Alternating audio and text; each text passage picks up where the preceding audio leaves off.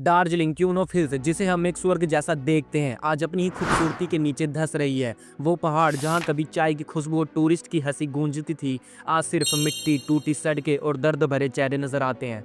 बारिश ने इस शहर को कुछ इस तरह तोड़ दिया जैसे कुदरत खुद इंसान के लालच से तंग आ गई हो। सिर्फ 6 घंटे की लगातार हैवी रेन ने ब्रिज, रोड और घर सब बहा दिए, लेकिन सच ये है, ये तबाही आज नहीं, कई सालों से लिखी जा रही थी। 1899 से लेकर 2025 तक ये पहाड़ बार बार बोलता रहा, रुक जाओ, संभल जाओ, लेकिन हमने सुना ही नहीं। अनस्टेबल डेवलपमेंट, क्लाइमेट चेंज और सिस्टम का फेलियर ने दार्जिलिंग को एक टिकिंग बम बना दिया। सबसे खतरनाक बात, ये सिर्फ इन्वायरमेंट का इशू नहीं है, ये इंडिया के नेशनल सिक्योरिटी और सर्वाइवल से डायरेक्टली जुड़ा हुआ है। तो आज हम बात करेंगे कैसे दार्जिलिंग, जिसे हम एक रोमांटिक हिल स्टेशन समझते थे, असल में एक वार्निंग सिग्नल बन गया है, और पूरे देश के लिए। अक्टूबर 3 की रात से शुरू हुई तेज बारिश ने लगातार तबाही मचाई। सिर्फ 6 घंटे तक चली इस एक्सपेक्टेडली हैवी रेनफॉल ने सब कुछ उजाड़ दिया। इंडियन मेट्रोलॉजिकल डिपार्टमेंट ने सिर्फ 12 घंटे पहले ही हैवी रेनफॉल को अलर्ट दिया था, लेकिन किसी ने सोचा भी नहीं था कि असर इतना भयानक होगा। इस बारिश ने बालासन रिवर पर बने दूधिया ब्रिज को पूरी तरह से बहा दिया।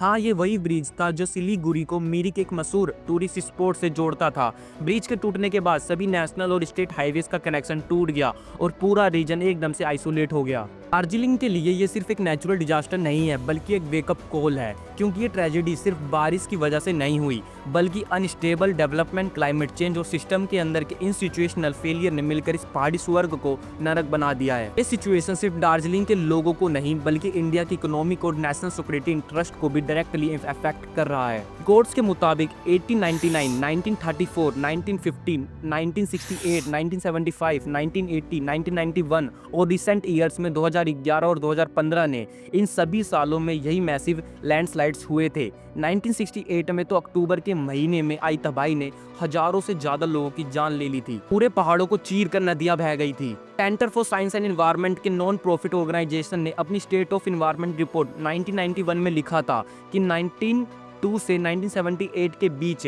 तेस्ता वैली में 9 क्लाउड बर्स्ट रिकॉर्ड हुए थे।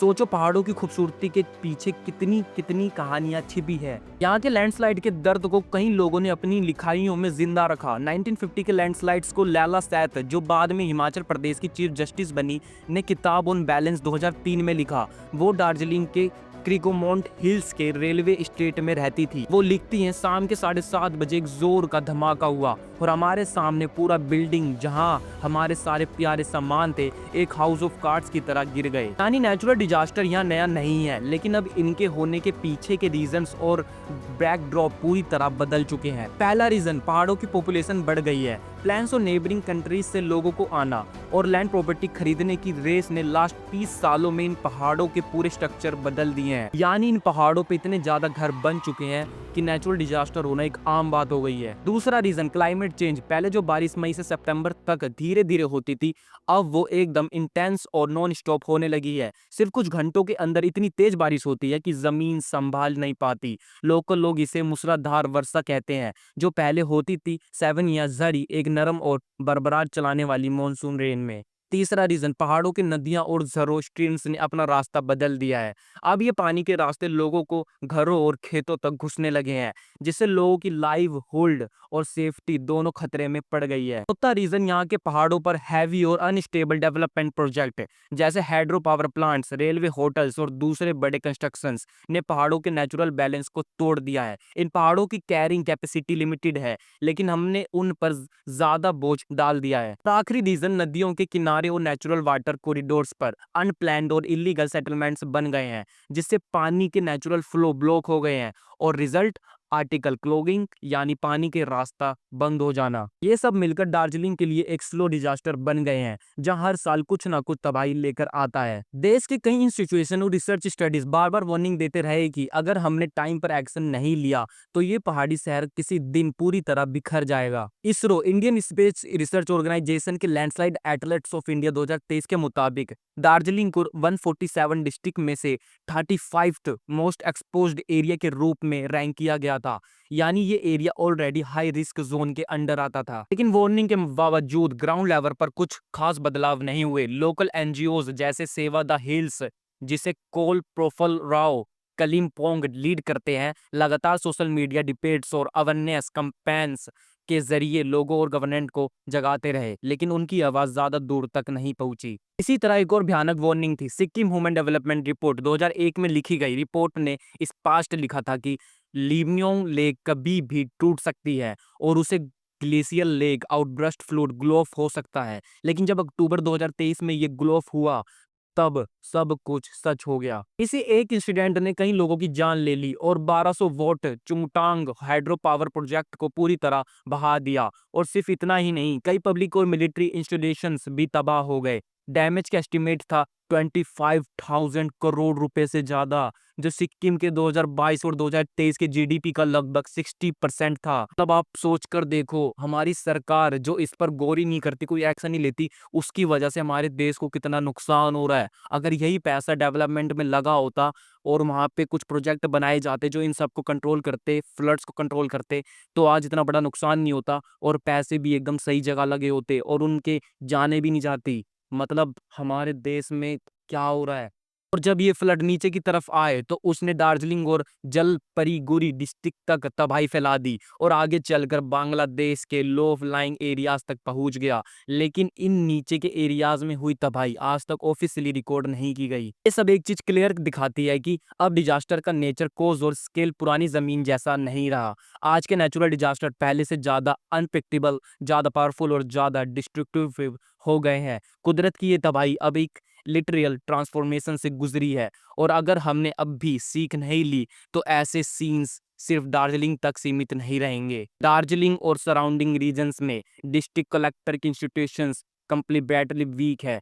उसके अलावा कोई प्रोफेशनल डिजास्टर हैंडलिंग एजेंसी भी नहीं है जो इतने बड़े लेवल के डिवास्टेशंस को मैनेज कर सके। लोकल एडमिनिस्ट्रेशंस जैसे गोरखपुर टेरिटोरियल एडमिनिस्ट्रेशंस और यहाँ के म्युनिसिपैलिटीज और पंचायताज, इनके पास ना तो कोई प्रॉपर नॉलेज है और ना स्किल्स है, ना फंड्स है, ना टेक्नोलॉजी है, ना मैन पावर है या मॉडर्न टेक्निक्स नहीं है जो इन ग्रोइंग डिजास्टर से इफेक्टिवली निपट सके। हैरानी ये है कि यही मनी स्प्लैटिसलिस जो 1860s में स्टेबलाइज हुई थी, कभी इंडिया के लिए गुड्स गवर्नेंस के मॉडल मानी जाती थी, लेकिन आज उनकी हालत इतनी खराब है कि उनके पास एक basic solid waste management unit तक नहीं है। और यही चीज अब एक नई डिजास्टर कोजिंग फैक्टर बन चुकी है, क्योंकि गार्बेज और ब्लॉक्ड ड्रेन से पानी का फ्लो रुक जाता है और छोटी बारिश भी फ्लड बन जाती है। सबसे ज्यादा शर्मनाक एग्जांपल है दार्जिलिंग और कलिम्पोंग में हुई वो तबाही जो सिक्किम के ग्लोफ के बाद हुई और जिसे आज तक प्रॉपरली एड्रेस नहीं किया गया।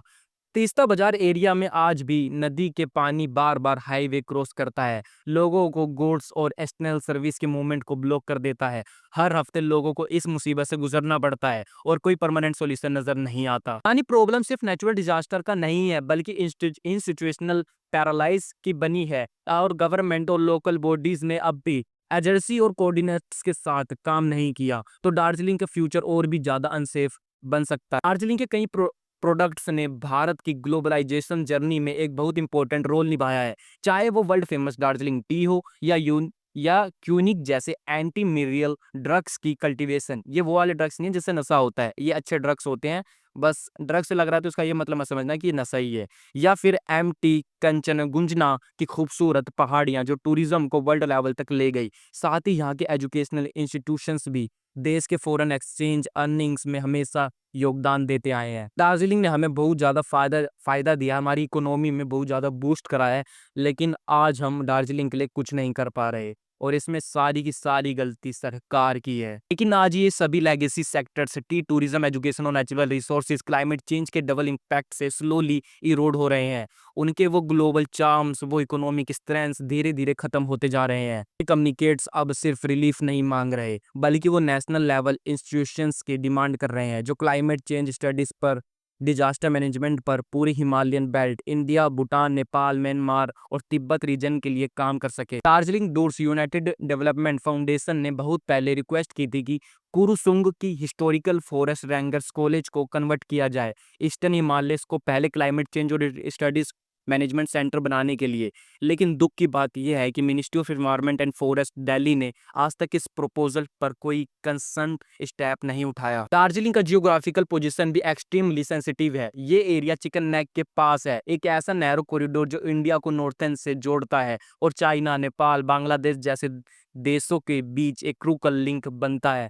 इसलिए अब दार्जिलिंग के पॉलिटिकल और डेवलपमेंट इशू को सिर्फ रीजनल नहीं बल्कि नेशनल सिक्योरिटी के पर्सपेक्टिव से देखना जरूरी है। जैसे प्रूफ लम्हा जो गवर्नमेंट ऑफ इंडिया के नेशनल सिक्योरिटी एडवाइजरी बोर्ड के मेंबर रह चुके हैं, उन्होंने 1989 में दार्जिलिंग गोरखा हिल काउंसिल के पहले प्लान बनाया था। उनका भी मानना है कि अब दार्जिलिंग को नेशनल इंटरेस्ट प्रोजेक्ट के रूप में ट्रीट करना चाहिए, specifically India act east policy के कंस्ट्रक्ट में। यानी दार्जिलिंग का इशू अब सिर्फ एनवायरनमेंट या डेवलपमेंट का नहीं बल्कि भारत की सुरक्षा और फ्यूचर स्टेबिलिटी से जुड़ा हुआ है। दार्जिलिंग की कहानी सिर्फ एक शहर तभी तबाही की कहानी नहीं है, ये एक वार्निंग है हर उस जगह के लिए जहां हम प्रोग्रेस के नाम पर नेचर से खेल रहे हैं।